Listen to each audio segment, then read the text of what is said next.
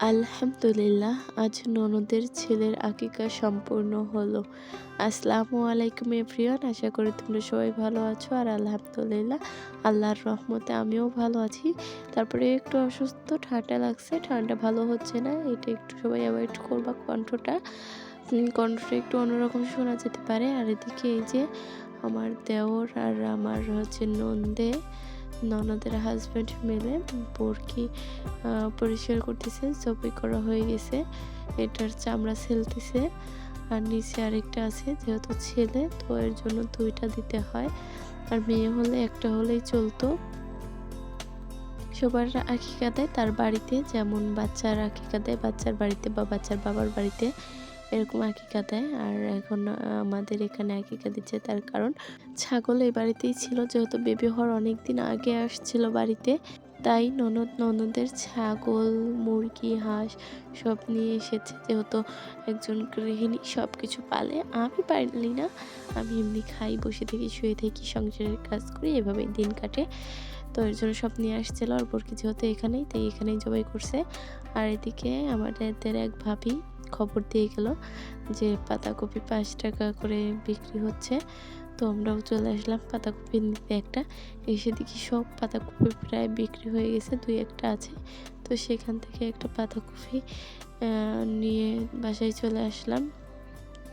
আর এদিকে এসে দেখি বরকি প্রায় পরিষ্কার করা শেষ। হাজব্যান্ডের চুল, বরকির গায়ে যেসব চুল আটকে আছে সেসব চুল সরাচ্ছে। আর একটা ঝুলাইছে, আর একটা কাটা শেষ, নাড়ি ভুড়ি বের করা শেষ। এখন শুধু বানাবে, তাহলেই হয়ে যাবে। এখানে শুধু গোস্ত বানাবে, বানানোর পরে ভাগ করে সমাজের ভাগ আমার ননদের হাজব্যান্ড নিয়ে যাবে। সমাজের ভাগ যেহেতু সমাজে দেওয়া লাগে, এর জন্য নিয়ে যাবে সমাজে দেওয়ার জন্য। আর ওদিকে আরেকটা ছাগল আমার ননদের হাজব্যান্ড আর আমার দেওর পরিষ্কার করতেছে। আর এদিকে এসে আমার হাজব্যান্ড এই যে গোস্ত এড়াচ্ছে। আর একটু পরিষ্কার করা হয়ে গেলে সবাই এসে লেগে পড়ছে কাটাকাটি করতে। তো সারাদিন আজকে এই কাজের উপর দিয়েই গেছে। আর আমি টুকটাক সব কাজই করতেছি, কারণ ছোট ননদ নাই। ছোট ননদ থাকলে আমার এত কাজ করাই লাগতো না, সব কাজ সেই করতো। তার কারণ আজকে তার পরীক্ষা, এর জন্য সে বাসায় নেই, সে পরীক্ষা দিতে গেছে। আর এদিকে পেঁয়াজ, রসুন, আদা সব আমি ছিলে নিচ্ছি। আর আমার সামনে বসে এরা সব গোস্ত কষাইয়ের মতো কেটে নিচ্ছে। কষাইয়েরা এইভাবে গোস্ত কাটে, তো গোস্ত কেটে নিচ্ছে। ছোট ননদ নাই, তাই আমার একটু বেশি কষ্ট হয়ে যাচ্ছে। আরও তাছাড়া ঠান্ডা লাগছে, এর জন্য কষ্ট একটু বেশি হচ্ছে। এদিকে এই যে গোসল তো করানো যাবে না, গা হাত পা মুছে দিচ্ছে, কারণ এখনো লাই পড়েনি। লাই পড়লে তারপরে গোসল করাই দেবে, ভিজা কাপড় দিয়ে মুছে দিচ্ছে, তাই ঘিয়ারে কান্না করতেছে। আর এদিকে এই যে মিটারে নিয়ে গোস্ত মাপ দিচ্ছে, কতগুলো গোস্ত হয়েছে, ভাগ করতে যেহেতু হবে, এর জন্য।